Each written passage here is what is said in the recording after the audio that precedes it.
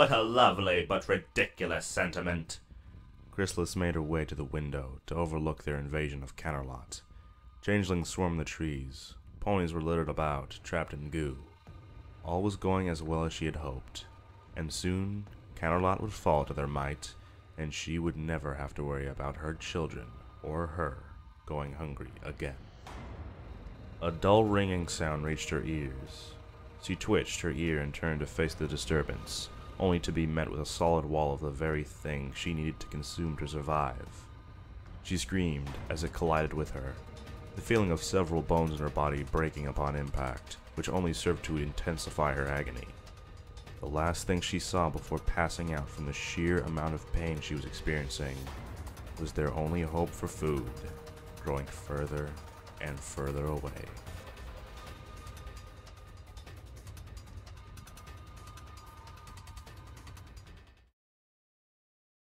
The sound of something snapping made Chrysalis wake with a start. Immediately her horn lit, illuminating the blackened room with a sickly green glow. Two small figures leaped back from the sudden motion. Chrysalis growled. "Begone!" she screamed. The sound of squawking and flapping wings filled the room. The two intruders had departed, leaving behind nothing but two feathers which slowly floated to the floor at the edge of the Queen's magic glow. The routine was the same as always. Queen Chrysalis stood from her sleeping position and made her way over to the wall of the chambers where she had positioned a mirror. She levitated a mangled and dirty-looking brush and began to run it through her non-existent mane. She hummed quietly to herself as she did so. Many of her children would have been shocked to see her in such an elated state, but the Queen did have her moments of happiness.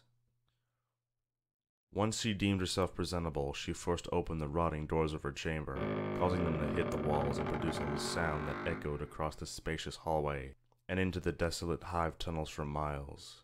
Not a single other sound present to drown it out. Chrysalis gave the figures standing on either side of the doors a frown.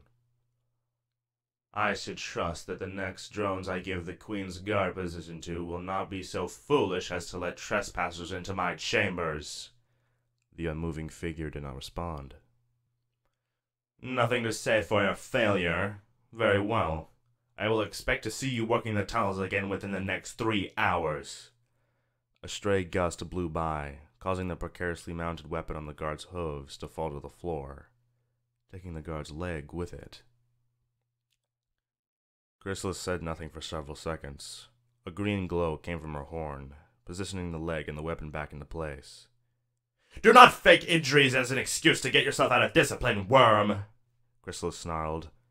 "Tunnels! By the time I get back, you had better be hard to work, or you will suffer!" Chrysalis swished her dirty and sticky-looking tail as she turned back to the long dead guard to make her way back to the nest. The nesting chamber was derelict.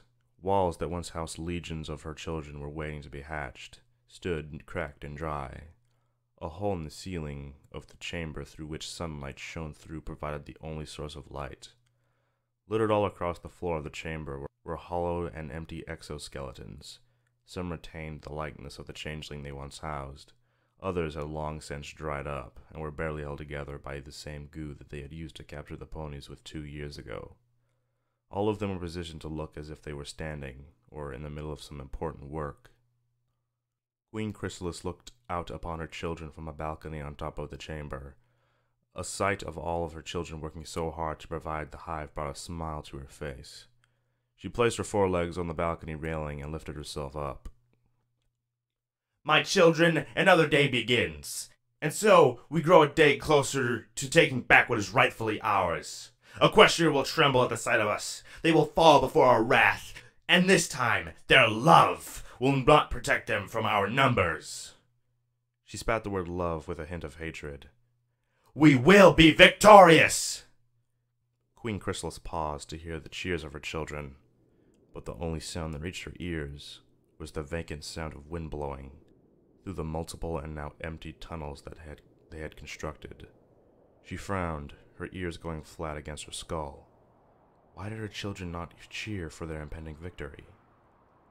"Are you not enthusiastic for this day, my children? Redemption is on our hooves." Silence. Queen Chrysalis lowered herself to the balcony railing, her eye giving a slight twitch. Of course. You're all very busy, I understand. She straightened her pose to a regal appearance. Continue your work, my children. Or maybe they cannot respond. A sinister voice spoke from behind Queen Chrysalis. As the voice reached her ears, Chrysalis spun around and lit her horn. The light it gave off was dim, telltale of how weak she was. Upon seeing the owner of the voice, however, she relaxed her stance. Oh, it's just you. The owner of the voice, the spitting image of Queen Chrysalis back when she was still at the peak of her power, sauntered forward out of the shadows. Her gaze was not a kind one, not even an angry one. She looked tired, bored maybe. How odd is it that our children do not sing songs of victory along with you? The other Chrysalis inclined her head towards the changeling graveyard below. I wonder why. Chrysalis scowled. It is clear to me that they are too busy with work. I understand sometimes morning rituals must be sacrificed in order to ensure the safety of the hive. Oh my, you certainly are right. They look so very busy, the way they do not move, the way their hollow eyes stare off into space. I'm sure this will benefit the hive in many ways. The other Chrysalis looked at her with a frown. I do not know what you are talking about, Chrysalis said, turning to trot away from her much more healthy-looking counterpart. I see my children hard at work, so if you don't mind, I have a number of things to attend to this morning. It would be wonderful if we could end this pleasant conversation earlier than usual. The other Chrysalis shook her head. What things? All I see is a derelict hive and dead changelings strewn everywhere. Surely this lovely kingdom can take care of itself from now on. I hardly think they require your assistance anymore. Silence yourself! Queen Chrysalis scowled and glared at herself. You will not talk about my children in such a way. They are alive, and as happy and healthy as they could be. They are dead, Your Majesty. The other Chrysalis spat out the tittle with spite. They are all dead, and you're the last one. If you die, then the changeling race will be extinct. Gone. Queen Chrysalis gritted her teeth. Shut up! You could fix this, you know. All it would take is a letter. Ask the ponies for help. We may have hurt them in the past, but I doubt they would turn their back on a species that is so close to going extinct. You could be doing that, but instead, you choose to play pretend in a dying kingdom, playing a pretend conquest. I said shut up! Chrysalis whirled to face her counterpart, but she was gone. Chrysalis spared a glance around the area before turning to continue to where she was going. And the other Chrysalis was right there, directly in her face now. Wake up! I said silence! A burst of green magic left the queen's horn, obliterating the nearby railing and some of the wall. Chrysalis had her eyes shut tightly, and was now quivering on the floor. Lies. All of it. She whispered silently to herself.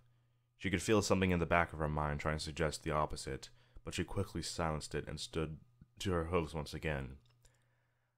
I will not go to the ponies for assistance. She flicked her tail and glared back at the place where her other Chrysalis stood, and trotted down the nearby hallway towards the war room. The changeling war room was a welcome and familiar sight to Chrysalis's tired eyes. The room was spacious. Maps and drawings that had dirtied with time were pinned to the walls. A long, chitinous table as the center of the room, with several exoskeletons arranged around it.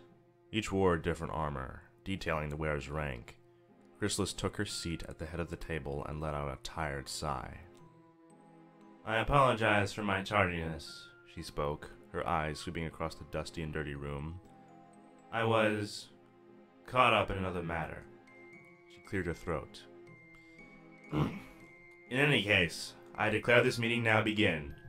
She reclined in her chair, prepared to listen to a proposal or plan of attack from one of the other officers. The Griffin Kingdom, you say? Chrysalis's eye twitched as she turned her head towards a carcass that stood on the left of the table, blue and sapphire-like armor adorning it. The Griffins are very military-minded, I'm afraid. Infiltration, as we did with the Ponies, is out of the question, as we can only take pony form. And I fear, even with our numbers, we would be wiped out rather quickly. The wind whistled. Yes, I know we are running low on love. However, the Ponies remain our primary target. I do not think that we will find a place with more abundant love anywhere else. A creak came from one of the surrounding walls. Our numbers are not diminishing! Chrysalis stamped up on the table. We are as strong as we have been in the past. We will prevail against the Ponies. I vote we send a letter to Princess Celestia. An all too familiar voice rang from the far end of the table. Chrysalis's head swiveled to face the blasphemer. What did you say? The figure lifted its head, revealing the other Queen Chrysalis, where one of the commanders should have been. Send a letter to the princess. We could use the help, and frankly I believe we are not going to last much longer without it. Hear, hear. Another voice spoke up, this one from Chrysalis's left. She turned her head, locking eyes with her other self once more. She was now in the place of the officer with the sapphire armor. If we do not do something, soon our species will die. I have to agree. A voice from Chrysalis's right now made itself known, and once more belonged to her counterpart. Our love is diminishing, and I do not know how much longer the hive will last on words alone, Your Majesty. The other Chrysalis bowed her head towards her. The three Chrysalises' voice increased in volume, voicing their argument on requesting help for the Ponies. Chrysalis held her head in her hooves, the sound pounding on the inside of her skull. She growled again, then slammed her forelegs on the table. Enough! A blast of green magic left her horn, destroying the table and sending pieces flying onto the surrounding walls. Chrysalis was breathing heavily, her eyes sweeping the room. Her other selves were nowhere to be seen, but 3 piles of armor and rotten chitin were now littered on the floor. Oh, no, no, no, no, no, no. Chrysalis quickly lit her horn again, the piles rearranging themselves to resemble shapes of changelings once more. I apologize. I did not mean to lose my temper in such a manner. Please, don't... The chitin in her magical grip fell apart once more, breaking into even more pieces upon contact with the ground. Chrysalis was silent, but after a moment she stood again. This meeting, she swallowed hard, is adjourned. She trotted out of the room, leaving behind 3 beings who were naught but dust. Chrysalis emerged back into the nesting area, this time on the ground floor. She did not have any particular destination in mind, she simply wanted to see all of her changelings hard at work. The faces of her children did not show happiness upon seeing her, they did not show reverence, they did not show anything. The only thing alive in the bodies of the children were the maggots working their way through the changeling's hard chitin. Maggots that provided the queen of changelings with a small dose of love. Even with the lack of response, Queen Chrysalis smiled. She was happy to see all of her children so jovial and content. The sound of something crunching drew her gaze away from her children and towards one of the branching tunnels to the nesting chambers. Do you really think we will find the shinies here? A girl's voice emanated from the dark tunnel. There must. Me do not think the bug ponies would have nothing of value in such a big place. 2 dark bipedal figures stepped from the tunnel, their stance and frame giving away their identity without Chrysalis needing to get a close-up at them. Diamond dogs. You dare intrude on our nest, you mutts! Chrysalis stomped a hoof, launching dust and debris in the air around her. One dog leaned over to the other dog and whispered, Jasper, I thought you said this place was abandoned. The diamond dog named Jasper grunted. It was supposed to be. No dog has seen any bug pony for almost a year now. Chrysalis frowned at the tittle. We are not bug ponies. We are changelings, and we will be sure that you remember our name, though you may not survive long enough to tell others. Chrysalis turned her gaze to the dead carcasses strewn about the room. Children, we have intruders. Strike them down. The sound of wind whistling through the tunnels was heard once more, a sound that was quickly cut off by the dog's laughter. Methinks the bug pony has lost her marbles. One dog snickered. There are no changelings here aside from you. The rest are all dead. Chrysalis was busy gawking at the prone forms of all of her changelings, and did not hear what the dog had said. How could they have defeated her children before even arriving? Very well then, you filthy mutts. I will take care of you myself. She scraped her hoof onto the dirt and charged the two dogs. The dogs leaped out of the way, their laughter now changing to growling. Queen Chrysalis rose up her hind legs and turned, stamping her hoofs to the ground, as she released a blast of magic from her horn that caught one of the dogs in the face. He was sent flying backwards with a howl. Chrysalis turned to face the other, but was met with a paw to the face.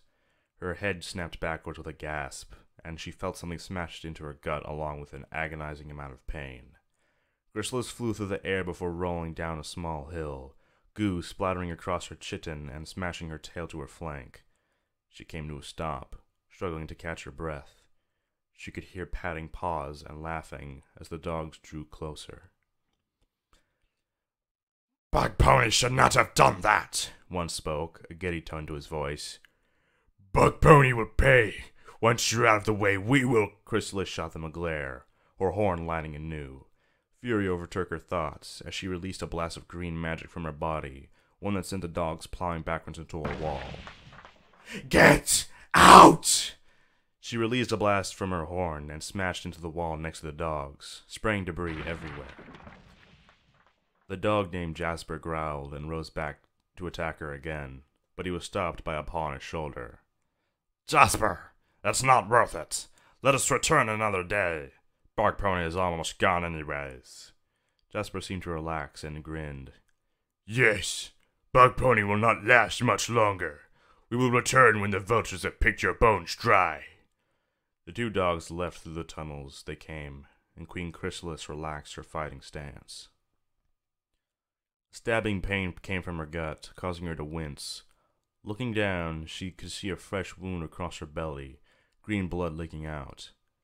You're hurt. Chrysalis raised her head, face to face with herself once more. I am aware. She began to stagger away, but the other Chrysalis was standing upon a pile of goo to her right. You will not last long with that injury. You need help. I will have all the help I need. Chrysalis spat, grinning as she yelled. Changelings, your queen requires assistance. She waited. Nothing. No wing beats, no stomping hooves. The silence was her only companion. Chrysalis blinked. Where were her changelings? Perhaps look around you. The other Chrysalis swept her hoof across the room. Then, for the first time, Chrysalis saw.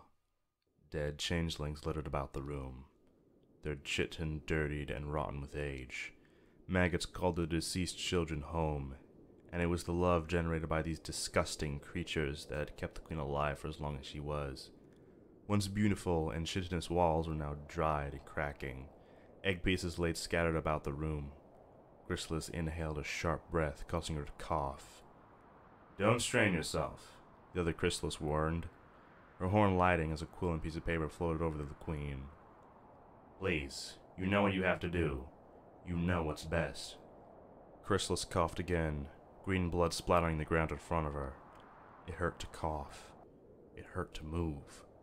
Her legs gave out, and she now laid on her injured belly, wincing as a puddle of green blood began to pool around her. Please, hurry, the other Chrysalis urged, tears beginning to form in her eyes. The queen took a shaky breath and began to write.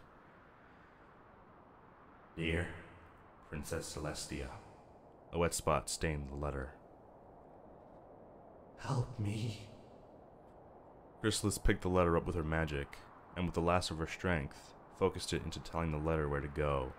It vanished in a flash of light. The quill fell from her grasp, floating down to land in a puddle of her own blood. Queen Chrysalis, his head impacted the floor. She was too tired to get up anymore. Slowly, the blackness narrowed her vision. Before her were dead and hollowed eyes of her children, staring back at her for all of eternity. I'm sorry, she sobbed as her eyes closed for the final time. She saw a single feather float down from above. and land in front of her.